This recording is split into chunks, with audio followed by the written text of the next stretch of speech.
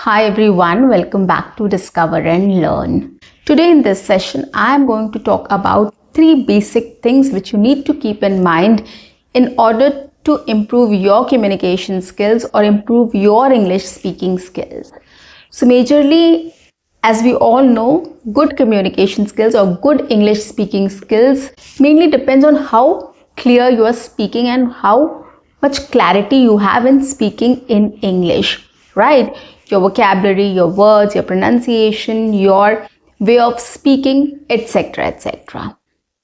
So the more clearer you are, the better you are at it. So the better you are going to speak in English. So in order to be fluent and confident in speaking in English, we need to consider these 3 things while speaking. And I'm going to discuss it in this session.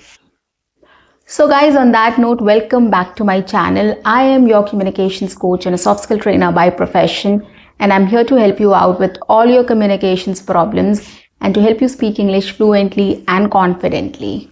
But if you haven't subscribed my channel yet, quickly subscribe my channel, like and share my videos, do write your comments in the comment section, and do not forget to press the notification icon so that you get all my videos on time, free of cost, and access to all the amazing content on this channel. What you have to do is stay tuned, stay connected, and watch my entire video to master this skill. Now let's begin. Now here we're talking about good English speaking skills or sounding fluent and confident in speaking in English. Now, how do we sound confident and fluent in speaking in English? When we are able to speak sentences clearly, when we are able to take the conversation ahead and complete the whole conversation, right, smoothly. That is what we call being fluent and confident in speaking in English. So, now the first thing we need to consider while speaking in English is, or in order to sound fluent and confident, is use short sentences. Right, now how this will help using simple or short sentences, how it's going to help us to be more fluent and confident in speaking in English. Now, if you're using simple sentence, short sentence, and at the same time you're using very complex long sentence, so we are going to compare both. For example, using a short sentence to express an idea. I went for a movie last night. It was amazing. I really enjoyed this movie after a long time, and it was very entertaining. Okay, so this in short I've spoken about my movie experience. Now example number 2, let's talk about the same thing in long sentences and complicated complex sentences. Let's give it a try. I went for a movie last night and it was a good movie. I liked the movie. The movie was also very entertaining. I enjoyed a lot there. I watched this movie after a long time and it was a very good experience. And overall, I think it was a great experience. I had a lot of fun there. Okay, so the first example was very short and crisp.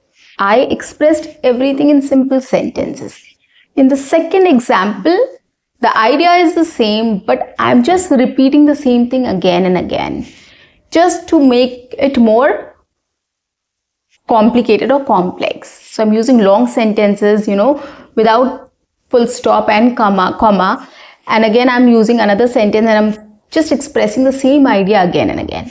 So that is what happens when we use long sentences and we keep on talking about it. So what happens is we keep on saying the same thing in different ways and it sounds very boring and people or anybody will get disinterested in listening, right? So in order to avoid that, like people don't get bored or people keep listening to you or they are with you right throughout, you have to be short and simple and crisp. Just express your idea, your experience in simple and short sentences. 2-3 sentences more than enough to express your idea. Don't unnecessarily engage your audience in your conversation, right? That is the main idea behind having a good communication skills or good speaking skills. Whatever you can say in simple small sentences, say that, convey it like that. Don't unnecessarily add sentences or add words to your ideas or experience. Okay, so this is the first thing you have to follow in order to be a good communicator or in order to sound more fluent and confident in speaking in English. Okay, second, highlight the keywords. Now, what is the keyword? If you're talking about a movie, like you've seen that movie and it was very interesting, it was very entertaining, and it was fun to watch, so you know what things you need to highlight. You can highlight your experience like it was a fun movie. Okay, it was entertaining. I had a great experience watching this. So what words you need to focus on, what words you have to emphasize on should be your priority. Okay, for example, if I want to say this, that the movie was fun to watch. So if I say like this, the movie was fun to watch. And then if I say, the movie was fun to watch. Did you notice? In the first sentence, I focused on movie, but that doesn't make any sense, right? In the second sentence, I focused on fun. The movie was fun to watch. So everybody's attention will be caught there, right? They will notice this word fun, which was focused, which was emphasized. So in this way, you need to know what you need to highlight, which word you need to focus on, so that the message is quite clear to your audience or the other person who is listening to you. Okay, so if you're talking about your experience, of course, you need to highlight that it was entertaining, it was fun, it was a great experience. These things you need to highlight.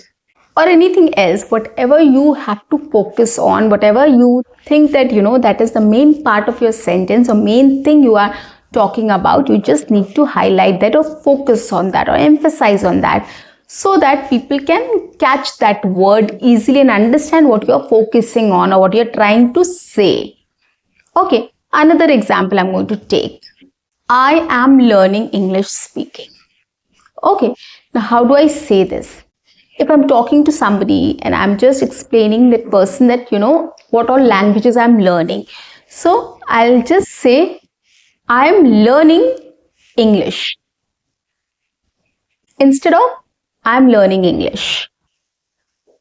Okay, learning should be your focus. You're learning a language, you're learning English. So the person knows, okay, you are learning that language, right? You're not fluent in it. You're not proficient in that language. You're learning it. So learning should be your focus. In the same way, whatever you want to say or speak, you have to highlight the key word, what you feel people should catch first, or catch that word to understand the whole sentence, the whole meaning of or idea of what you're trying to say. So that is very important. Whenever you're speaking on anything, on any subject, on any topic, you need to know what are the keywords you have to highlight. Okay, if you start speaking in this way, your speech will be much better, it will be much clearer, and you will sound fluent and confident in speaking in English, definitely. Okay, point number 3. Now, another mistake what we do is, whenever we speak in terms of numbers, we do want to highlight something, right? Like I made sales of 5 crore, 13 lakh, 20,000, 200 rupees.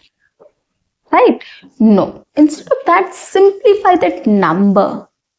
Okay, so whenever you're talking about anything in numbers, just simplify that. We all do, right? We talk about things in numbers to make people understand what we are talking about. I have sold this much product, so and so number we speak about. Or I've heard layoffs in IT sector and the number is quite high, like 22,560 people, etc. etc. So don't speak like this. Just simplify the numbers. You can just simply say, I've heard about the layouts going on in the IT sector. Around 22,000 people have been laid off till date, or 25,000 people, roughly 25,000 people have been laid off till date. Okay, so simplify the numbers. We do talk about numbers to sound realistic, and it is important. Numbers, examples, stories, these helps us to support our conversations or our conversations. So we need to use it. We should use it in our speeches, but we need to simplify that. We don't need to complicate it. We don't have to tell the exact figures, right? 2.867 million. No. Instead of that, we can just talk about approximately 2.8 million people have been displaced or whatever, So speak figures, but you have to simplify that so that everybody can understand it clearly. And you can sound fluent and confident in speaking in English. Okay, so don't use technical data. Just simplify it and use it so that everybody can understand equally. Okay, so guys, these are the 3 things you need to keep in mind while having a conversation with people in English in order to sound fluent and confident in speaking in English. What are these 3 things? First is make shorter sentences or use short sentences to express your ideas. Don't unnecessarily add sentences or add words to your sentence. Okay. Second is highlight the keywords, focus, emphasize on words which you want people to catch first, or which is the main idea of your sentence or of your conversation. Highlight those words, emphasize those keywords. It will be easier for people to catch and understand your conversation or your speech, or when you're speaking in English. Okay, so this is the second thing you need to keep in mind.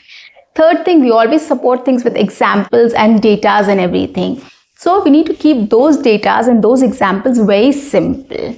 If it is numbers, of course, we have to simplify the numbers and speak, round it off, use approximately, nearly, roughly. You can use these words to express your or to put your data forward. You don't need to put exact numbers there. Okay, so simplify your data. Don't use more complicated or technical data. Simplify it. Okay, and then speak so that it's easier for everybody to understand you very clearly with clarity, and in this way you'll sound more confident and fluent in speaking in English. So guys, start practicing in this way, considering all these aspects when you're speaking in front of the mirror or in front of your video camera, or when you're self-talking to yourself. Once you get in practice of including all these things or considering all these aspects in mind while speaking in English, you will definitely improve in your communication skills, improve in your English speaking skills, right? So guys, that's it for today. I'll see you in my next session. Until then, keep learning, keep speaking, keep watching, and keep exploring. See you. Bye-bye and take care.